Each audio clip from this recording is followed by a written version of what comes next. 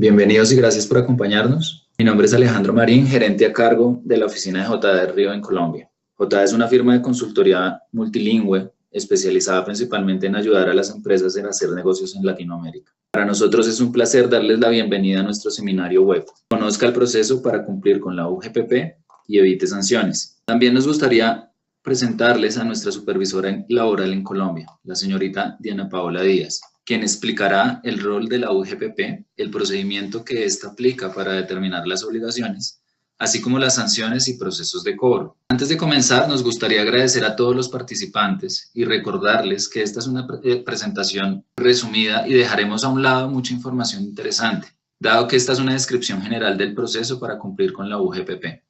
Si tiene una pregunta específica, no duden en contactarnos. Para nosotros será un placer poderlos apoyar. Antes de comenzar con la primera parte, agradeceríamos que nos ayudaran respondiendo a la siguiente pregunta. Ya hemos terminado la encuesta. Gracias por tomarse el tiempo para responder a esta breve pregunta. Buenos días a todos. Muchas gracias, Alejandro, por la presentación. A todos por la participación en nuestro webinar. Conozca el proceso para cumplir con la UGPP en Colombia y evite las sanciones. Nuestro contenido el día de hoy tendremos como parte 1, conozca la entidad como tal y su normativa. Parte 2, hablaremos del proceso de determinación de las obligaciones, entrando en detalle en el requerimiento de información, requerimiento a declarar o corregir, la liquidación oficial. Y en una parte final estaremos viendo el tema de sanciones y cobros que emite esta entidad. Para conocer un poco de la UGPP, esta fue creada en el año 2007 con el objetivo de cubrir la evasión del sistema, controlarla y reducir como tal esta evasión. La idea de la UGPP inicialmente es generar una cultura de pago a través de ciertas acciones, como las acciones persuasivas, las acciones de sensibilización y las acciones de fiscalización. Las responsabilidades de la UGPP son 2. Inicialmente, tiene el reconocimiento de las solicitudes pensionales, las cuales llamamos como régimen de prima media. Este reconocimiento de solicitudes pensionales corresponde para los pensionados que estaban recibiendo sus pensiones por medio de entidades que ya estaban en liquidación o que pueden estar en liquidación actualmente. Algunas de estas entidades son como, por ejemplo, Cajanal, u otras entidades. La idea de la UGPP es tomar estas pensiones y encargarse de pagarlas, ya que estas entidades entraron en liquidación. Y adicional a esto, hacer una revisión de cómo se están pagando esas pensiones. La siguiente responsabilidad de la UGPP se trata del cumplimiento de las obligaciones a los sistemas. En los sistemas de seguridad social, en los cuales entra el aporte a la salud, el aporte a pensión con su respectivo fondo de solidaridad, y los aportes a riesgos laborales. Y en la parte de parafiscales, entramos a hablar de los aportes a la Caja de Compensación, al Servicio Nacional de Aprendizaje, llamado como SENA, y al Instituto Colombiano de Bienestar Familiar, llamado como el ICBF. ¿Cómo actúa la entidad y cuáles son las acciones realizadas por la unidad? En este caso, la unidad realiza acciones persuasivas, acciones de sensibilización y acciones de fiscalización. Las acciones persuasivas corresponden a las notificaciones al ciudadano y a los empresarios con posibles evasiones. En la parte de la sensibilización, la entidad, la UGPP, dicta charlas directamente allá en su entidad o, si es necesario, las entidades pueden requerir que se acerquen y dicten charlas como tal en las compañías. Y está el proceso de fiscalización, que este es como el que más vamos a tratar hoy. En la parte de la solicitud de la información, los requerimientos para declarar y la liquidación oficial. Pero de repente nos preguntamos, ¿y la entidad cómo hace una acción persuasiva? ¿Cómo sabe la entidad que debe requerir?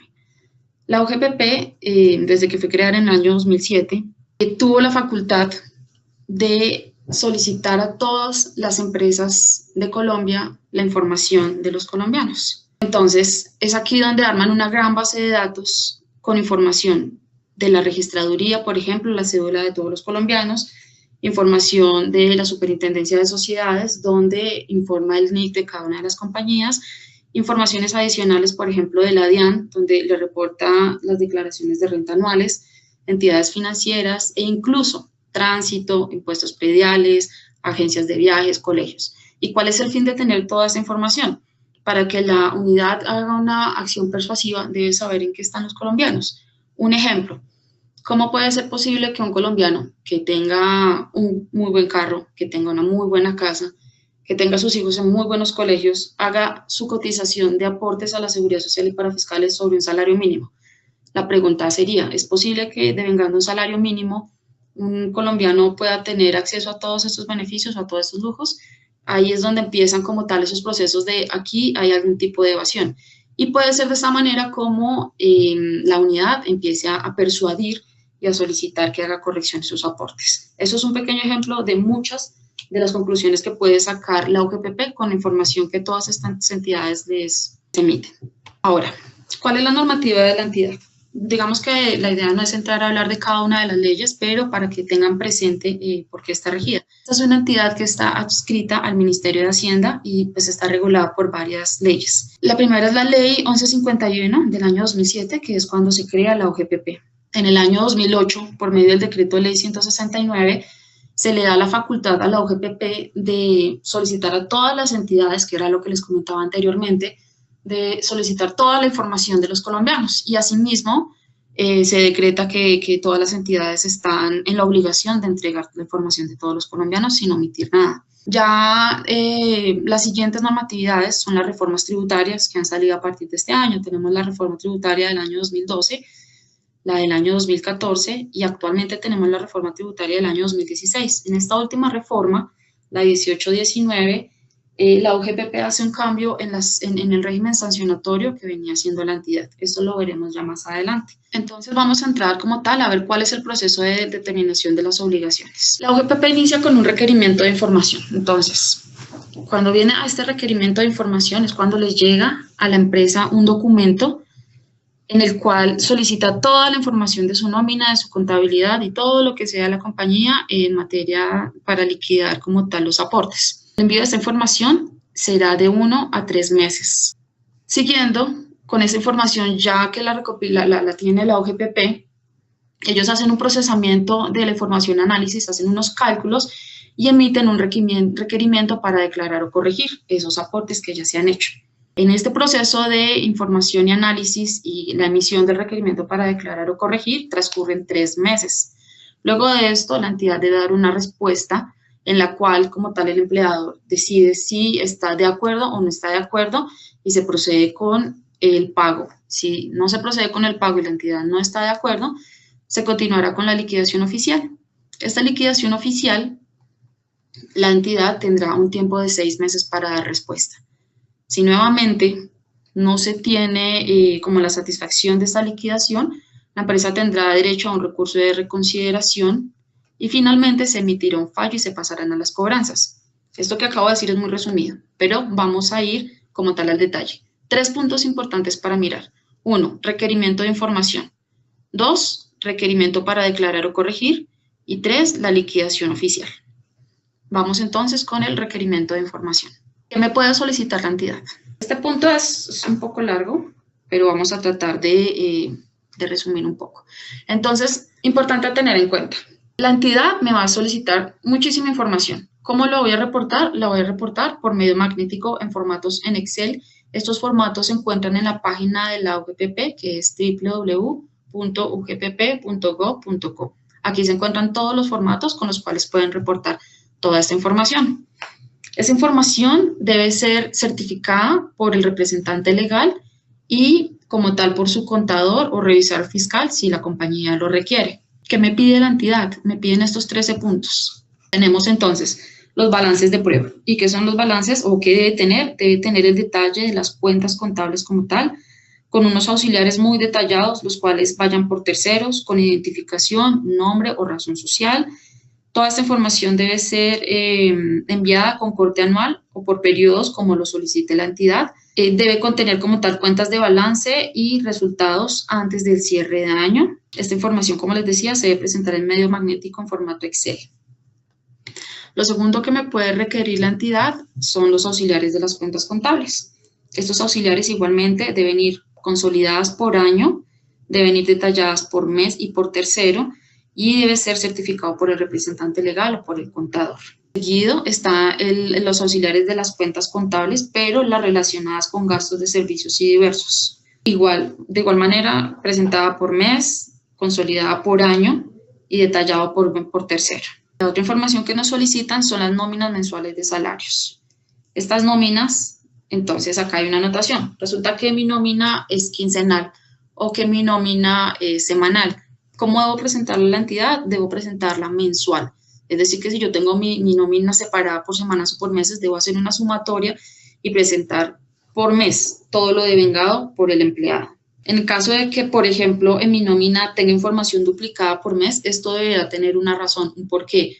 Por ejemplo, el empleado ingresó dentro del mes a mi nómina y se retiró también dentro del mes y volvió a ingresar, es decir, tengo 2 contratos dentro del mes. Esto sí podrá ser información que se envíe duplicada. De resto, solamente debe ir un registro por cada uno de los empleados por mes. Se deben incluir todos los conceptos devengados, ya que sean monetarios o no monetarios, todas las novedades de ausentismos, vacaciones, incapacidades, licencias. Se debe incluir todos los empleados activos y retirados que hayan estado durante los periodos solicitados. Es decir, si a mí me están requiriendo del año 2015, pero el empleado a hoy 2018 ya se retiró, no importa. Hay que reportar igual la información de los empleados que hayan estado vigentes en el momento que la entidad me está solicitando la información. Todo esto también debe ir certificado por el representante legal y contador público. Importante, vamos para tener en cuenta, así como la seguridad social, yo la pago por mes y pago 30 días únicamente en mi seguridad social, de la misma manera debo reportar la información por empleado. ¿Por qué hago esta anotación? Para las empresas que hacen pagos de vacaciones anticipadas. Es decir, que ahorita en el mes de enero a mí me pagaron en mi nómina mis 30 días de sueldo y me anticiparon 10 días de salario del mes de febrero. Yo a la unidad no le voy a reportar que en el mes de enero pagué 40 días de salario, no, voy a reportar mis 30 días y esos 10 días los voy a dejar sumados junto con los días que voy a reportar en el mes de febrero. ¿Listo? Quinto punto, entonces vamos con la información adicional de la nómina. Debemos reportar la parametrización de las cuentas contables asociadas a los conceptos de la nómina y resúmenes anuales de la nómina. Esto debe ser detallado por concepto y con su respectivo valor. Todo eso debe ir reportado en medio magnético. Adicional a esto, también nos piden información de aprendices y practicantes. Recuerdan que les decía que la OGPP tiene la información de todos los colombianos de todas las entidades. En este caso entra el SENA informando qué aprendices están inscritos por la empresa. Si, por ejemplo, ustedes tienen en la Seguridad Social reportado que estoy pagando por aprendices, pero en la base de datos del SENA no está registrado, ahí ya la entidad emite como tal una inconsistencia y hará que ese empleado que usted está reportando como aprendiz SENA deberá cotizar como si fuese un empleado normal con todos sus subsistemas. Entonces acá es donde se le debe enviar a la entidad una relación de sus aprendices o practicantes universitarios, adjuntando como tal el contrato de aprendizaje o el contrato que se tenga con la universidad. De la misma manera, si tenemos pensionados en nuestras nóminas, debemos reportar como tal la resolución del reconocimiento de la pensión del personal que esté activo en esos periodos. Nuevamente, es que el pensionado ya no está activo ahorita en mi empresa, pero me están requiriendo un año anterior. No importa, debo juntar la resolución de pensión de ese tiempo. Si yo tengo un empleado al cual no le estoy pagando pensión y no le digo al OGPP, oiga, yo tengo pensionados, la entidad va a generar como si estuviese haciendo una omisión de un pago y me va a cobrar el aporte de ese pensionado. De igual manera, la información de los extranjeros. Entonces, sabemos que si tenemos un extranjero en la nómina y este está haciendo pagos de aportes a pensión en su país, es posible que en Colombia no haga aporte a pensión. Pero para esto, yo debo certificarlo. Entonces, debo adjuntar copia del documento de identidad de este empleado extranjero. Debo adjuntar copia del contrato de trabajo o la orden de prestación de servicios y la constancia de aportes a pensiones en el país de origen.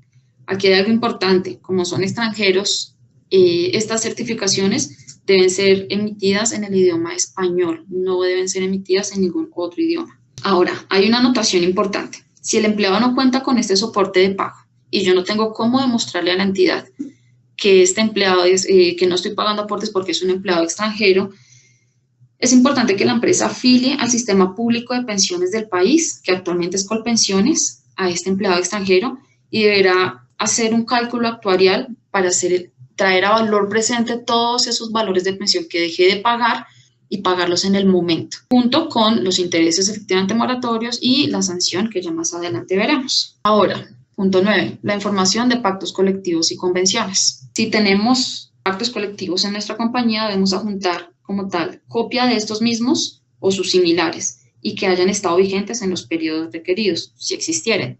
Y esto de igual manera debe tener el sello de depósito ante el Ministerio de Trabajo. O sea, no es solamente decir, sí, yo tuve pacto colectivo o convención en esos periodos y emitir un documento. Esto debe ser efectivamente radicado ante el Ministerio y ese es el documento que yo debo adjuntar. Tengo personal en misión, personal que esté prestando servicios por medio de un tercero. ¿Quiénes son estos? Pueden ser las personas que tenemos como vigilantes en nuestra compañía o las personas que nos colaboran con los servicios generales en la compañía. Debemos adjuntar entonces copia del contrato de estos personales en misión y la certificación emitida por la empresa contratista, en la cual se indique cuál es la vigencia y por qué tenemos este personal en misión. Debemos adjuntar todas las planillas pila del periodo solicitado. Estas deben ser descargadas directamente del operador de información. Se debe generar las planillas que ya dicen pagadas y se deben enviar en formato Excel. Esta información debe tener datos como el número de la planilla, la fecha del pago, el periodo pagado, la cédula del empleado que estamos reportando y los valores pagados a cada uno de los subsistemas. Vamos a adjuntar otros documentos. ¿Qué otros documentos? Explicaciones o aclaraciones de la nómina o contabilidad que no estén detallados en los puntos solicitados anteriormente. Por ejemplo, yo cuando estoy pasando mi nómina estoy diciendo que le pago al empleado una prima de vacaciones, pero cuando estoy pasando mi contabilidad resulta que esa prima de vacaciones no está en una cuenta específica y la cuenta no es clara. La entidad no lo va a entender y va a tomar como que todo eso fue un pago salarial.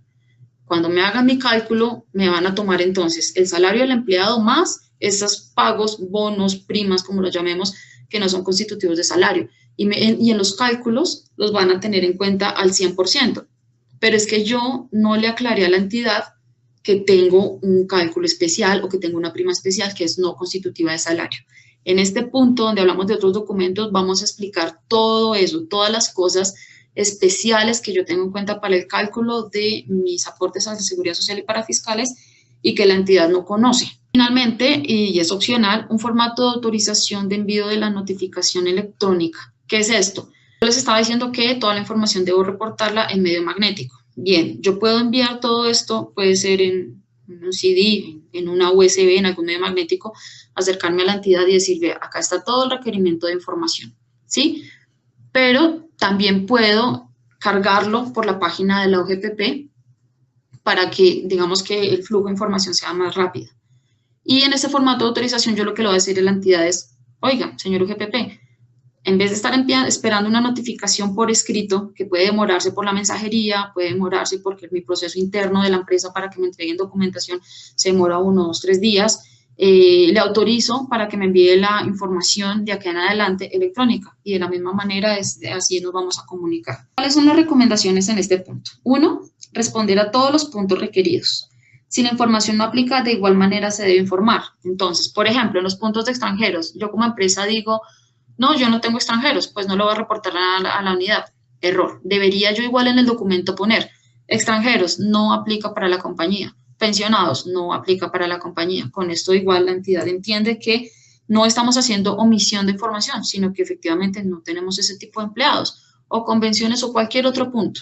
Es decir, dar respuesta a todo lo que la entidad requiera. La información no suministrada o no aclarada puede afectar. Como les decía, si yo no hablo de que tengo una política especial de bonos que no son salariales, la OGPP no lo va a saber, me lo va a calcular todo y pues eso es omisión de la información. Bueno, acá hay algo que quiero comentarles y es, ¿a dónde me llegan estos requerimientos? ¿A dónde me llega la información? La OGPP notifica a la dirección que usted como empresario tenga notificada en el RUT. Entonces es importante que este RUT siempre esté actualizado, tanto el correo electrónico como la dirección de correspondencia. Entonces, nuestro siguiente paso, ¿cuál es? Un requerimiento a declarar o corregir. Una vez yo envíe toda esta información a la entidad, ellos van a tener un tiempo de 6 meses para hacer todos sus cálculos y emitir un documento que se llama requerimiento para declarar o corregir.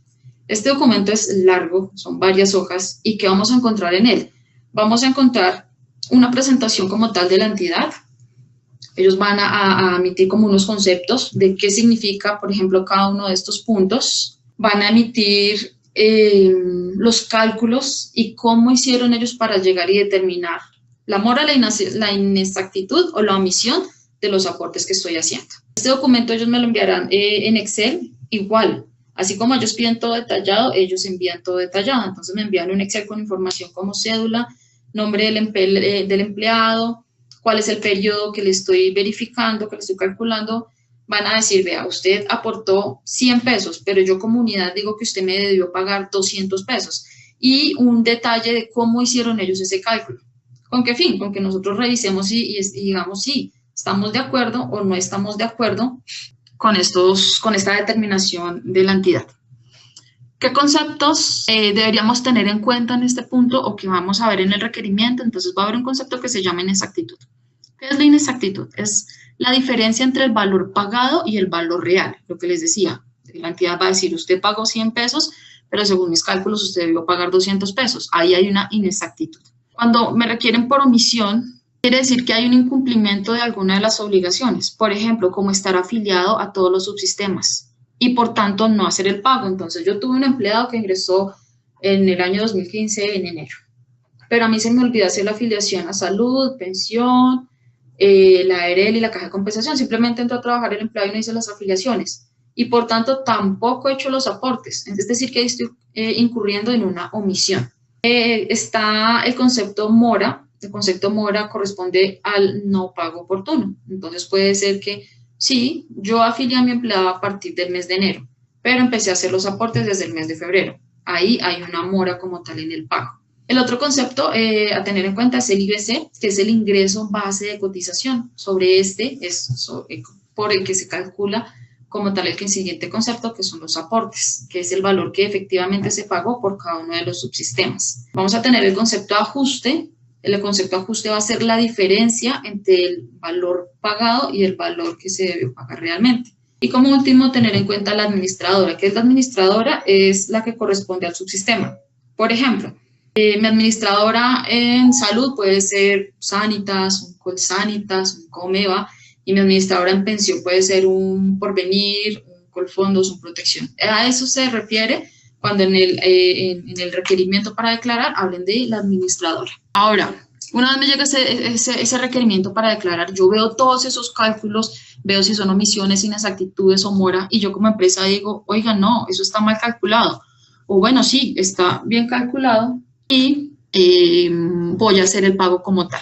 ¿Qué pasa? Entonces, en caso de aceptar los cargos formulados, se debe presentar o corregir las declaraciones de autoliquidación con sus pagos. ¿Cómo hago esa presentación o cómo hago la corrección de esas declaraciones? Ingreso al operador con el que esté trabajando mis pagos de seguridad social. Estos operadores son, por ejemplo, Mi Planilla, Soy, Enlace Operativo, bueno, el operador que la empresa como tal está utilizando para hacer el pago de seguridad social y para fiscales. Voy a ingresar a ese operador y voy a hacer las planillas, ya sean por omisión, por mora o por inexactitud, y hago el pago. En este momento haré el pago e incurriré en unos intereses moratorios, que son los intereses que siempre se han tenido con las entidades. Y adicional una sanción. ¿Por qué? Porque la UGPP fue quien detectó el error y es quien le está diciendo, diga, corrija. Esa sanción ya más adelante la veremos. En caso de no aceptarlos, se ha de presentar por escrito una respuesta a la entidad con las pruebas correspondientes. Entonces resulta que en mi requerimiento la entidad me estaba diciendo que debería hacer pago de aportes por un empleado que para mí es extranjero, pero que yo no se lo informé a la entidad. Entonces, en ese caso, yo le digo a la entidad y le respondo y le digo, no acepto como tal la corrección que me está pidiendo porque yo no estoy pagando a ese empleado porque es un extranjero, porque es un pensionado y adjunto los soportes. Es como lo importante. O yo le digo a la entidad, oiga, usted me está diciendo que mi ingreso base de cotización es de 5 millones de pesos, pero es que ustedes están teniendo en cuenta las sumas no salariales, no debería tenerlas en cuenta. Entonces ahí es donde adjuntamos las políticas y adjuntamos el por qué para nosotros no está siendo válido los cálculos. Ese tiempo de respuesta de la entidad ha de ser de 3 meses para poder adjuntar todos estos soportes. Una vez radicó esto, la entidad tiene un tiempo de 6 meses para emitir una liquidación oficial. En esta liquidación oficial, nuevamente nos envían un comunicado súper larguísimo nuevamente indicando qué fue todo lo que ellos recalcularon y nos van a decir si están de acuerdo y modifican esa autoliquidación o si no están de acuerdo y ya dejan por definitiva la liquidación enviada. En este punto uno como empresa diría, ¿es decir que la última palabra ya es ahí? No.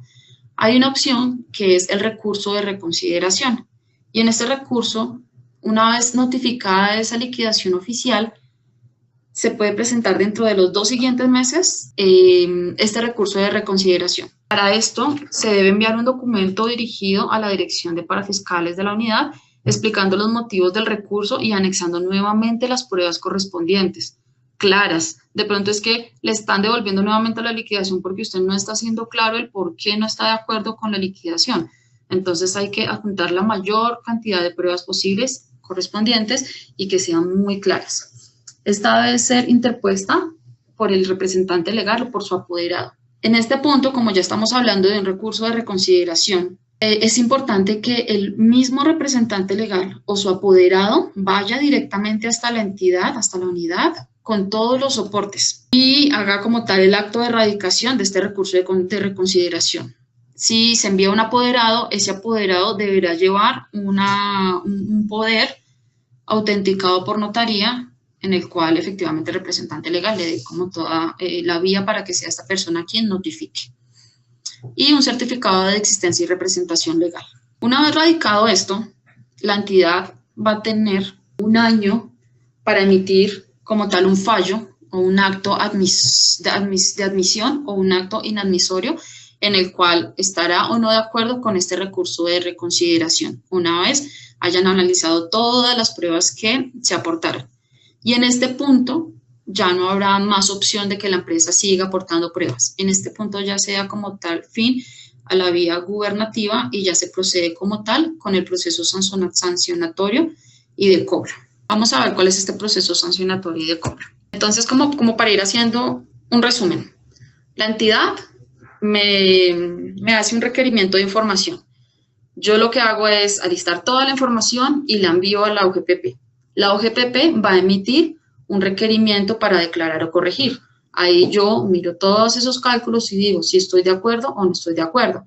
Si estoy de acuerdo, lo que voy a hacer es ir a pagar en el operador de información y hacer las planillas correspondientes a las correcciones y hacer el pago de la sanción.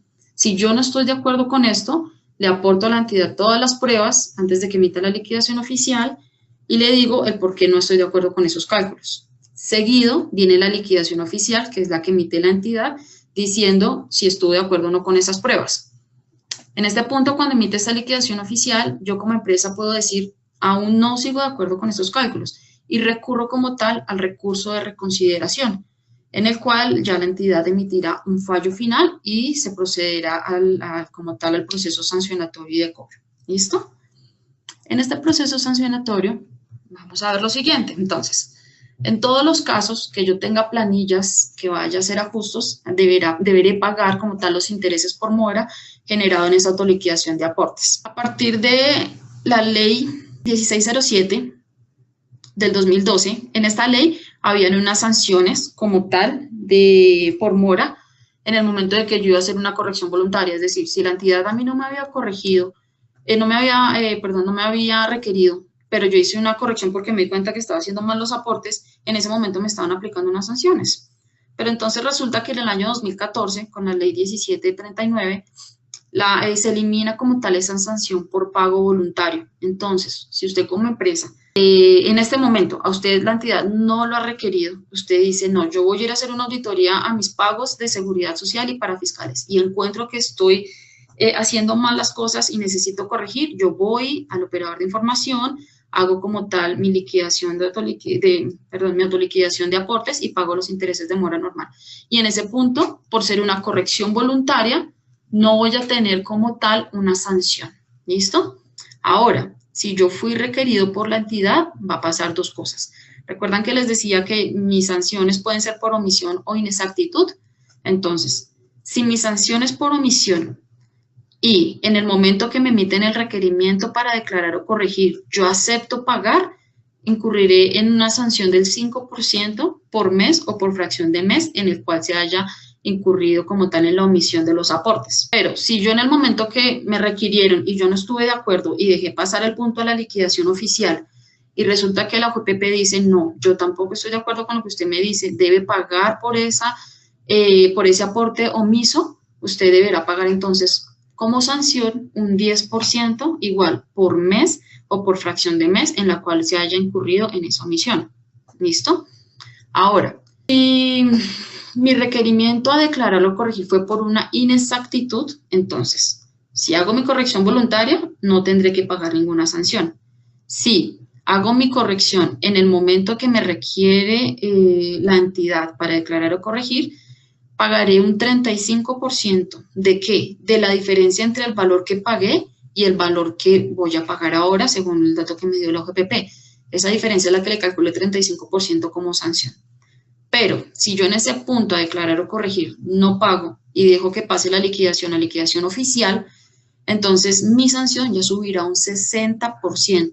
De igual manera, ¿de qué valor? Del valor de la diferencia entre el valor a pagar y el valor declarado. ¿Listo? Entonces, como vemos, esas sanciones suben mucho. Lo importante es mirar si efectivamente, si yo no estoy haciendo bien las cosas y estoy pagando, pues lo importante es no dejar avanzar tanto el proceso porque estas sanciones van subiendo considerablemente. Ya seguido de esto, hay otra sanción, que es por no presentar la información solicitada en el plazo señalado por la entidad.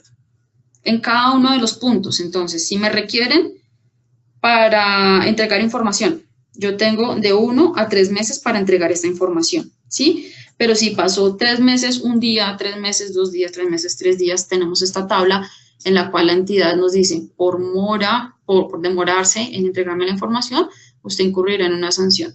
Si se demora hasta 1 mes, su sanción será de 30 VTs. La VT actualmente está en 33.156, lo cual quiere decir que si yo me demoro 1 mes, en el primer mes de mora, pagaré una sanción en pesos de aproximadamente 994.000 pesos colombianos, que es aproximadamente unos $332. Pero si yo dejo avanzar y resulta que yo no respondí el primer mes, el segundo mes, el tercer mes, o hasta el mes 12, la máxima sanción que me puede aplicar la entidad por no entregar información a tiempo en cualquiera de los puntos del proceso será hasta de 15.000 VTs. Esto es demasiado dinero. 15.000 VTs nos corresponderían aproximadamente a 500 millones de pesos, lo que corresponde a $165.000 aproximadamente. Entonces, si vemos que la sanción es altísima, lo importante es entregar la información en el tiempo indicado. Digamos que acá yo haría una recomendación. ¿Cuál sería? Si me llega un requerimiento de la OGPP, no hay que archivarlo. En el mismo momento hay que empezar a listar toda la información. Como vimos, la información que debemos alistar es demasiada y tiene que intervenir el departamento de nómina, departamento contable, incluso departamento de impuestos. Todos los que tengan información de nómina deberán estar involucrados como tal en el proceso de recolección de la información. Entonces, si yo espero a que se me venza el tiempo y mañana se me cumplen ya los 3 meses y me pongo a listar la información hoy, con seguridad no voy a alcanzar y voy a tener que empezar a pagar sanciones por mora en la información. Entonces, si les llega un requerimiento, lo importante es de una, ponernos a recolectar toda la información para tenerla lista. No es solamente generar desde el sistema de nómina un acumulado de nómina o decirle a contabilidad, venga, páseme todos los balances, páseme los auxiliares. Recuerden que hay que recolectar información de extranjeros, de pensionados, hay que alistar políticas, hay que alistar muchísima información. Ya una vez emitido como tal, entonces esta liquidación oficial, si hacemos el recurso de reconsideración y la entidad nos dice si es admitido o no es admitido, se procede como tal ya al fallo, y este fallo como tal es como un título valor a nombre de la OGPP, y ya no hay más como tal, como les decía, alguna vía para hacer alguna reclamación. Entonces ya se pasa al punto de cobro. Tenemos, o tiene la OGPP, 2 tipos de cobros, que es el cobro persuasivo y es un cobro coactivo. Y la idea es no llegar hasta que esté cobro coactivo. Este cobro persuasivo, igual, la entidad nos va a empezar a enviar notificaciones, ya sea al correo electrónico que hayamos autorizado o a la dirección que tengamos notificada en el RUT, donde me va a estar diciendo, oiga, esta es su liquidación oficial según el fallo emitido, Su sanción, sus aportes a pagar son tanto y su sanción va en tanto valor. Ellos, este cobro persuasivo, se toman aproximadamente unos 5 meses desde emitido el fallo para estar haciendo estos cobros persuasivos. Luego de este cobro pasaría al cobro coactivo. Y este cobro coactivo ya es un tema de orden más judicial, donde ya se encuentran embargos, avalúos, remates. Bueno, es un tema más, digamos, de medida cautelar, en la cual, como les decía, si esto se convierte en título o valor de la OGPP, de cualquier manera se lo habrá cobrar. Entonces, la idea no es llegar a este punto. La idea es tener toda la información a tiempo, hacer los pagos que correspondan y reportarle todo a la OGPP. Como para finalizar, tenemos como tal unos datos de utilidad, que es los canales de contacto para la OGPP.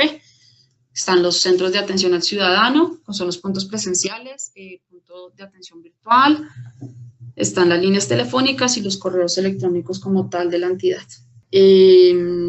Pues esto, a grandes rasgos, como tal, es la presentación de la unidad y todo lo que nos puede requerir y las sanciones que podremos tener.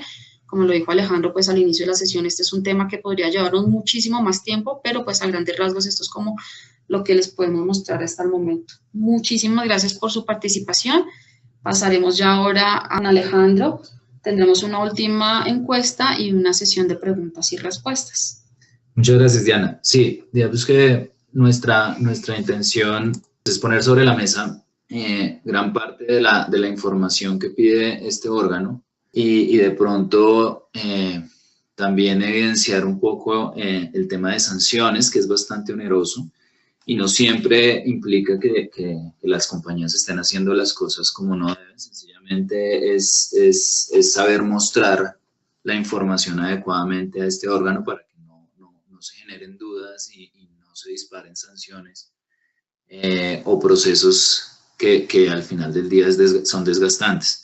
Es información bastante técnica y bastante detallada que seguramente, pues con todo gusto nosotros podemos ayudarlos en cualquiera de estas instancias para tratar de encontrar el mejor camino y la salida más eficiente.